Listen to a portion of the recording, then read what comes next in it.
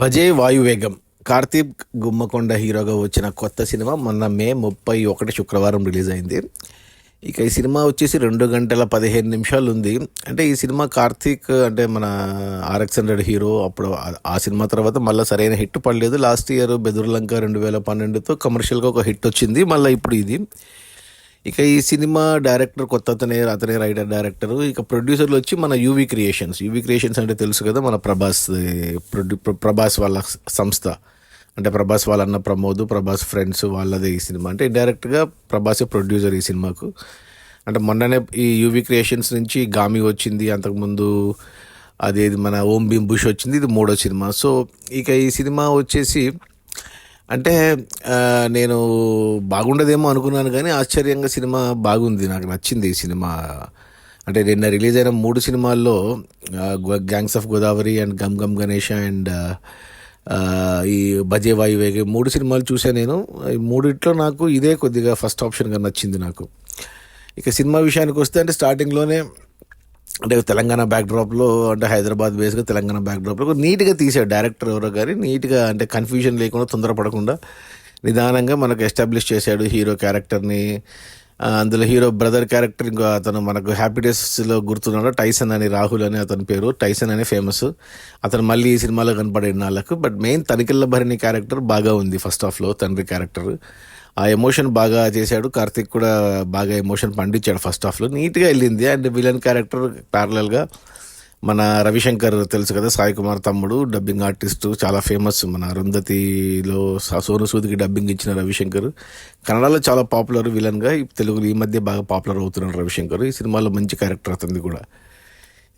ఏమంటే ప్రాబ్లమ్స్ చాలా ఎక్కువ పెట్టారనిపించింది ఫస్ట్ హాఫ్లో హీరోకి మనకు కార్తిక్కి టూ మచ్ ఆఫ్ ప్రాబ్లమ్స్ పెట్టారు. బట్ అన్ని కన్విన్సింగ్గానే ఉన్నాయి. And at the same time but ఆ టైంలో హీరోయిన్తో లవ్ ట్రాక్ అవసరమా అనిపించింది. ఇన్ని ప్రాబ్లమ్స్ మధ్యన హీరోయిన్ అవసరమా అనిపించింది, కానీ బట్ హీరోయిన్కి ఇంటర్వెల్లో మంచి ట్విస్ట్ పడింది కాబట్టి హీరోయిన్ అవసరమే ఉంది అక్కడ.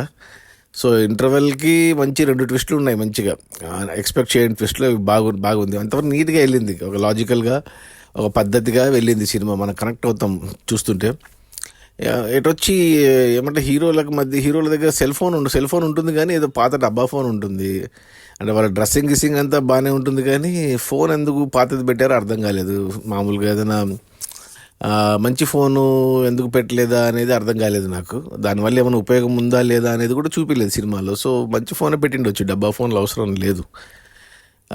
ఇక ఫస్ట్ హాఫ్ అంతా బాగా నచ్చింది, పర్లేదు బాగుంది అనుకున్నా. ఇక సెకండ్ హాఫ్ కూడా పర్లేదు బాగానే తీశారు అనిపించింది. కానీ ఆ తర్వాత ఎప్పుడైతే అన్ని ట్విస్ట్లు అదేమంటారు ప్రాబ్లమ్ ఏదైతే రివీల్ అవుతుందో, మనకు అర్థమవుతుందో అసలు ఏం జరిగింది అనేసి అక్కడ కొంచెం హరి అయిపోయింది. మరి లాజికల్గా టూ మచ్గా వెళ్ళింది. ఇంకా యాక్షన్, ఫైట్స్ ఇక ఇవన్నీ వచ్చేసరికి అంతవరకు మంచి ఫ్లోలో ఉన్న సినిమా కొద్దిగా గాడి తప్పినట్టు అయింది. బట్ మళ్ళీ క్లైమాక్స్కి మళ్ళీ అందుకోనింది, మళ్ళీ ట్రాక్లో పడింది. సో ఓవరాల్గా చూసుకుంటే నాకు నచ్చింది సినిమా, బాగుంది.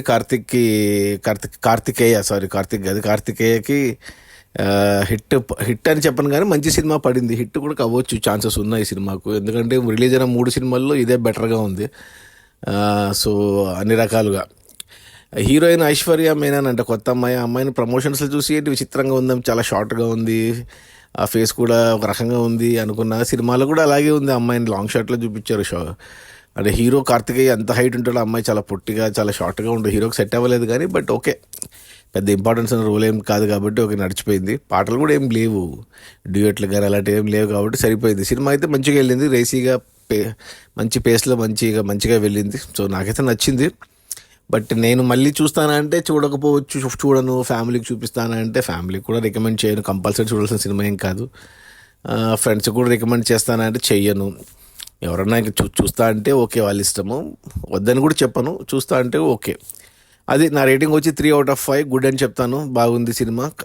ఈ 3 సినిమాలు ఇదే నచ్చింది నాకు. సో చూస్తా అంటే చూడొచ్చు, చూడకపోయినా నష్టమేం లేదు. అది ఓకే, బాయ్.